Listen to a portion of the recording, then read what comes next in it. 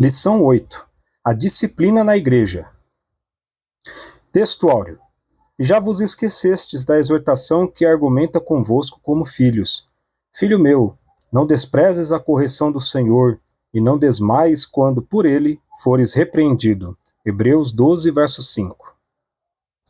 Verdade prática. A disciplina cristã é uma doutrina bíblica necessária, pois permite ao crente refletir o caráter de Cristo. Leitura diária, segunda, Levítico 11, verso 44. O Senhor nosso Deus é santo. Terça, 1 Pedro 1, versos 14 e 15. O povo de Deus deve ser santo. Quarta, Romanos 2, versos 22 ao 24. Deus deve ser honrado na vida. Quinta, 1 Coríntios 5, verso 6. O poder contagioso do pecado. Sexta, Gálatas 6, verso 2. Levando as cargas uns dos outros. Sábado, Hebreus 12, verso 7. Deus corrige a quem ama. Leitura bíblica em classe, Hebreus 12, versos 5 ao 13. E já vos esquecestes da exortação que argumenta convosco como filhos. Filho meu, não desprezes a correção do Senhor, e não desmaies quando por ele fores repreendido, porque o Senhor corrige o que ama, e açoita a qualquer que recebe por filho. Se suportais a correção, Deus vos trata como filhos, porque que filho há a quem o pai não corrija? Mas, se estáis sem disciplina, da qual todos são feitos participantes, sois então bastardos, e não filhos. Além do que, tivemos nossos pais, segundo a carne, para nos corrigirem, e nós os reverenciamos.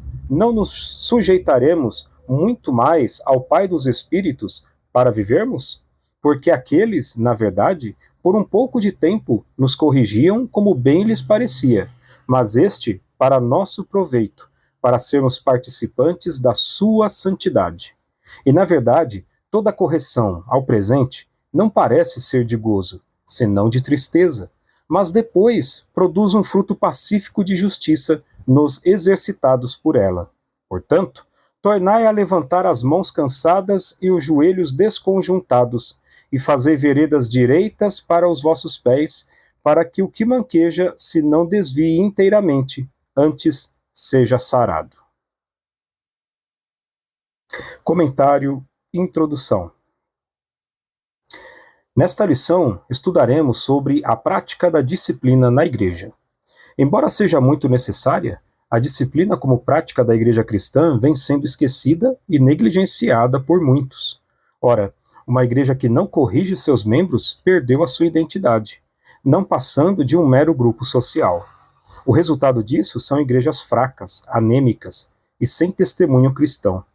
Por isso, o nosso assunto da disciplina cristã como um processo formativo do caráter cristão nas modalidades corretiva e formativa. Tópico 1. A necessidade da disciplina bíblica. Ponto 1. Deus é santo. Santidade é um dos atributos de Deus e, por isso, é uma das causas que justificam a necessidade da disciplina na igreja. Eu sou santo, Levítico 11, 45. Deus é santo e, como tal, deve ser reconhecido. Jesus mostrou na oração do Pai Nosso a necessidade de reconhecermos a santidade de Deus. Santificado seja o teu nome, Mateus 6, 9. Quando Deus se faz presente, a nossa pecaminosidade se evidencia. E vendo isso, Simão Pedro prostrou-se aos pés de Jesus, dizendo: Senhor, ausenta-te de mim, porque sou um homem pecador. Lucas 5, 8. Assim, quando o comportamento pecaminoso na vida do crente não é corrigido, a santidade de Deus deixa de ser reconhecida. Ponto 2. A igreja é santa. Deus é santo e a igreja também deve ser. Sede santos, porque eu sou santo. 1 Pedro 1,16. Ao formar seu povo, tanto na antiga como na nova aliança, o desejo do Senhor é que ele fosse um povo separado. Na verdade, a palavra grega agios, traduzida como santo, possui o sentido de separado ou consagrado. Ponto 3. Quando a igreja não disciplina. Se a igreja como o corpo de Cristo deve ser santa, 1 Coríntios 3,16, da mesma forma o cristão, como membro desse corpo, o deve ser também, 1 Coríntios 6,19. A santidade faz parte da identidade do cristão, Efésios 1:1. Logo, a falta de disciplina acaba embotando essa identidade. Surge então a imagem do crente mundano ou carnal. Na verdade, esses adjetivos revelam de fato um crente indisciplinado, alguém que não tratou ou não foi tratado aquilo que acabou se tornando um hábito pecaminoso. Nesse sentido, a falta de disciplina acaba destruindo o limite entre o sagrado e o profano.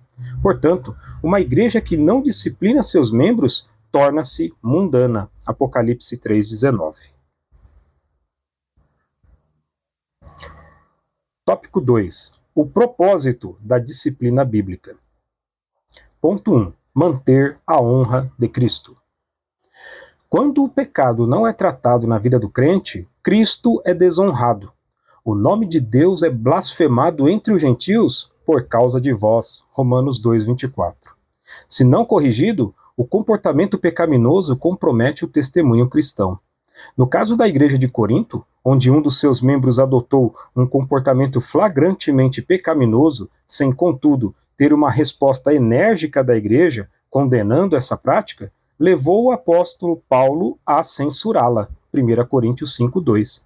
Não é possível alguém adotar um comportamento pecaminoso sem que, com isso, incorra em julgamento divino. 1 Coríntios 11, 27-34, Apocalipse 2, 14 e 15. Ponto 2. Frear o comportamento pecaminoso.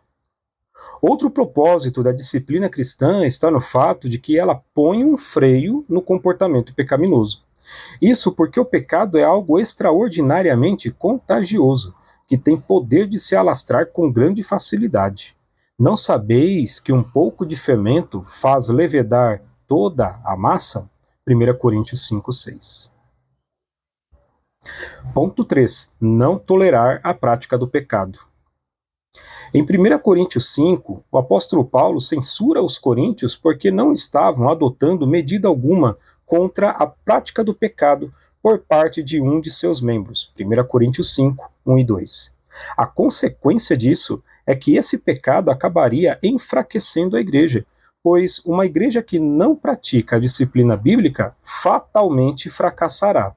Nesse sentido, não se pode tolerar a prática do pecado ou o comportamento pecaminoso na igreja, nem fora dela.